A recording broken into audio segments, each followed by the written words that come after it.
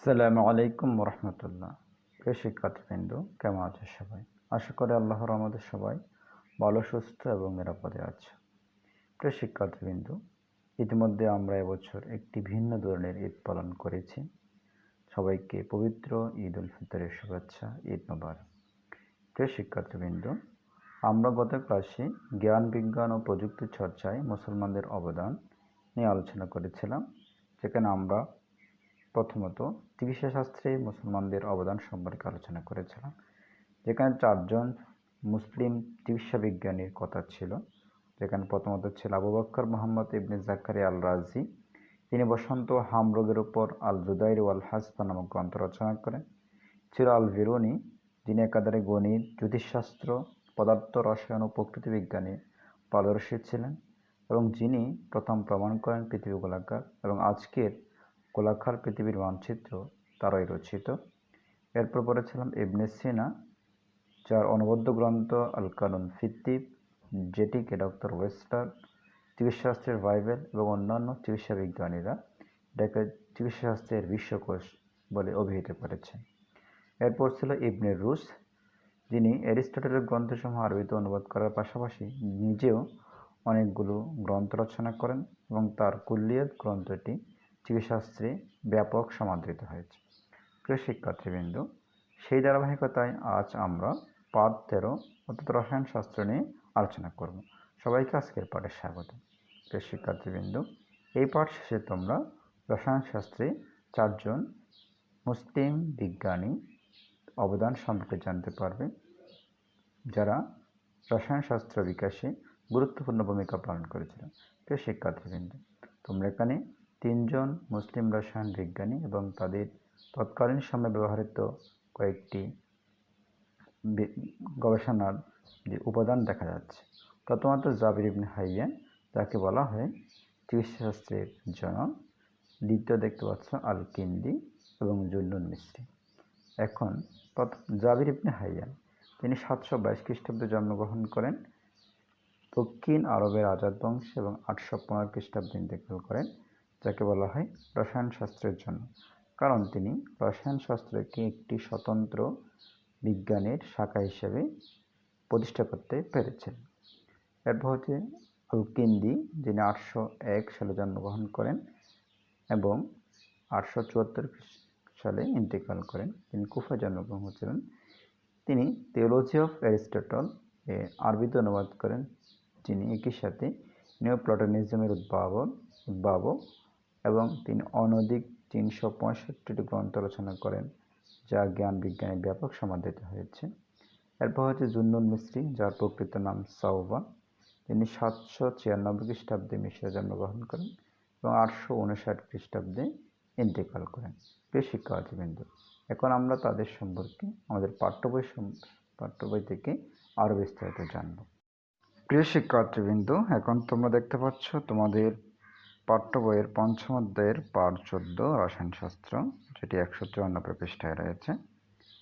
প্রিয় শিক্ষার্থীবৃন্দ, এখানে 4জন রসায়নবিদ সম্পর্কে আলোচনা করা হয়েছে। প্রথমত জাবির ইবনে হাইয়ান, যাকে রসায়নশাস্ত্রের জনক বলা হয়, কারণ তিনি সর্বপ্রথম রসায়নকে বিজ্ঞানের একটি আলাদা স্বতন্ত্র শাখা হিসেবে প্রতিষ্ঠা করতে সক্ষম হয়েছিলেন এবং রসায়নের যে বিষয়গুলো আলোচনা হয় সেগুলোর প্রাথমিক ধারণা তিনি দিয়েছিলেন। এজন্য তাকে রসায়নশাস্ত্রের জনক বলা হয়।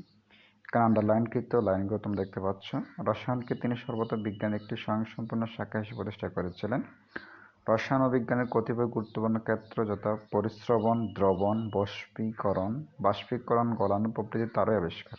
তোমরা ইতিমধ্যেই বিজ্ঞানের বইতে এই বিষয়গুলো সম্পর্কে পড়েছ। তিনি তার গ্রন্থে ধাতুর শোধন, তরলীকরণ, বাষ্পীকরণ, ইস্পাত তৈরির প্রক্রিয়া, লোহার মরিচা রোধক বার্নিশ, অর্থাৎ যে পদার্থ ব্যবহারে লোহায় মরিচা ধরে না, ও চুলের কলপ, লেখার কালে ও কাঁচ ইত্যাদি দ্রব্য প্রস্তুতের প্রণালী বিধি সম্বন্ধে বিস্তারিত বর্ণনা করেন। জাবির ইবনে হাইয়ান রসায়নশাস্ত্রে পরিপূর্ণ দান করেছেন, বিধায় তাকে এই শাস্ত্রের জনক বলা হয়। তিনি 815 খ্রিস্টাব্দে ইন্তেকাল করেন। এরপর হচ্ছে আল কিন্দি, আবু ইয়াকুব ইবনে ইসহাক আল কিন্দি 801 খ্রিস্টাব্দে কুফায় জন্মগ্রহণ করেন। তার পিতা ইসহাক খলিফা মামুন এর শাসনামলে কুফার গভর্নর ছিলেন, অর্থাৎ তিনি কুফার প্রধান ছিলেন। তিনি এরিস্টটলের ধর্মতত্ত্ব থিওলজি অফ এরিস্টটল আরবিতে অনুবাদ করেন। কালিফা মামুনের সময় জ্যোতির্বিদ, রসায়নবিদ, চিকিৎসক ও দার্শনিক হিসেবে তার সুনাম চতুর্দিকে ছড়িয়ে পড়ে। অথচ তিনি রসায়নবিদ ছিলেন না, তিনি একই সাথে জ্যোতির্বিদ, অর্থাৎ তিনি তারকা দেখে বিভিন্ন তত্ত্ব দিতে পারতেন, চিকিৎসক ছিলেন এবং দার্শনিক ছিলেন, অর্থাৎ তিনি চিন্তাশীল ছিলেন এবং বিভিন্ন দর্শন ফিলোসোফার ছিলেন।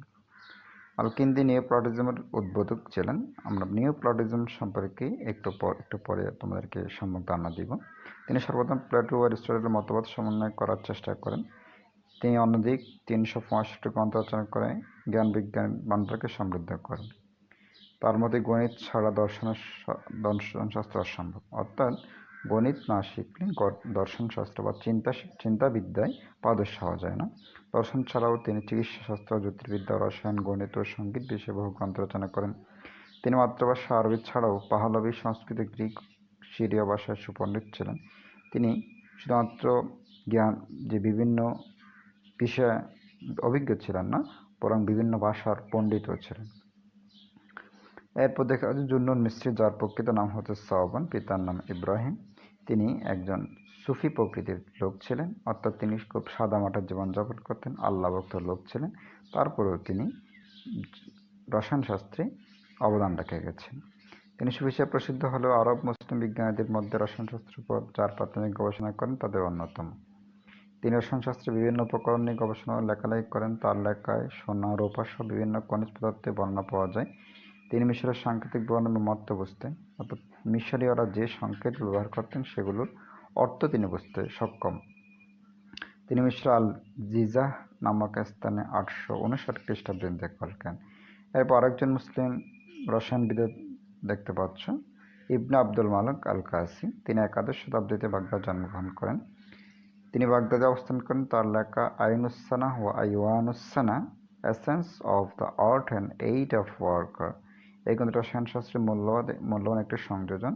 তিনি এই গ্রন্থে রসায়নের প্রত্যেক প্রয়োজনের শাখার সরল ও সহজ পন্থা সংক্ষিপ্তভাবে উল্লেখ করেছেন। যে সকল বস্তু সাদা এবং যে সকল বস্তু লাল, এদের ব্যবহার ও পার্থক্য বিস্তারিতভাবে বর্ণনা করেছেন। প্রিয় শিক্ষার্থীবৃন্দু, তোমরা ইতিমধ্যে জেনেছ আল-কিন্দি নিওপ্লাটোনিজম বা নব্য প্লেটোবাদের জনক। আমরা জানি প্লেটো একজন গ্রিক দার্শনিক ছিলেন। তিনি খ্রিস্টপূর্ব 427 থেকে 347 সাল পর্যন্ত জীবিত ছিলেন। এখানে একটা বিষয় জেনে রাখা প্রয়োজন, খ্রিস্টপূর্ব হলে সালগুলো বড় থেকে ছোট হবে। সাধারণত আমরা 1910 থেকে 1950 বা 1951 থেকে 2000 এভাবে হিসাব করি। যখন আর খ্রিস্টপূর্ব হবে তখন বড় সংখ্যাটা আগে হবে, ছোট সংখ্যাটা পরে হবে, অর্থাৎ তখন যে বিয়োগ হবে। Socrates, Plato, Aristotle, Alexander the great. এখানে সক্রেটিস হচ্ছে প্লেটোর শিক্ষক, প্লেটো হচ্ছে অ্যারিস্টটলের শিক্ষক এবং অ্যারিস্টটল হচ্ছে আলেকজান্ডার দ্য গ্রেটের শিক্ষক। যেহেতু প্লেটো খ্রিস্টপূর্বে জন্মগ্রহণ করেছেন আর তার দর্শন নিয়ে 3য় থেকে 6ষ্ঠ শতাব্দীতে রোমান সাম্রাজ্যের পতনের যুগে প্লেটোর ভাববাদের একটি রূপান্তরই হচ্ছে নব্য প্লেটোবাদ, যাকে ইংরেজিতে নিওপ্লাটোনিজম বলে। অর্থাৎ প্লেটো যেখানে বিভিন্ন যে ভাবতেন বা মানুষের যে জন্ম, মৃত্যু, স্রষ্টা ইত্যাদি নিয়ে যখন ভাবতেন, আর নিওপ্লাটোনিজমে একজন ঈশ্বরকে স্বীকৃতি দেওয়া হয়, অর্থাৎ এখানে স্বীকার করে নেওয়া হয় ঈশ্বর বা আল্লাহ একজন এবং আল্লাহ রাব্বুল আলামিন হচ্ছে সব কিছু স্রষ্টা। সেখানে যে ঈশ্বরের বিষয়টি স্বীকৃতি দেওয়া হয়। তাহলে প্রিয় শিক্ষার্থীবৃন্দ, আশা করি আজকের পাঠে তোমরা রসায়নশাস্ত্রের যে বিষয়গুলো জানবে সেগুলো তোমাদের পাঠ্য বই থেকে আর বিস্তারিত পড়বে এবং পড়ার পর আজকে এই পর্যন্ত। সবাইকে ধন্যবাদ। সবাই ভালো থাকবে, সুস্থ থাকবে এবং বাসায় নিয়মিত পড়াশোনা করে যাবে, কারণ জীবন তো আর থেমে থাকবে না, সময় আর থেমে থাকবে না। কারণ এই সময়টুকু যদি কাজে না লাগাও তাহলে তোমরা পরবর্তী ক্লাসগুলোতে বা জীবনে যে সমস্যায় পড়বে, এই জন্য অবশ্যই সময়কে কাজে লাগাবে। সবাইকে আবারও ধন্যবাদ। আসসালামু আলাইকুম।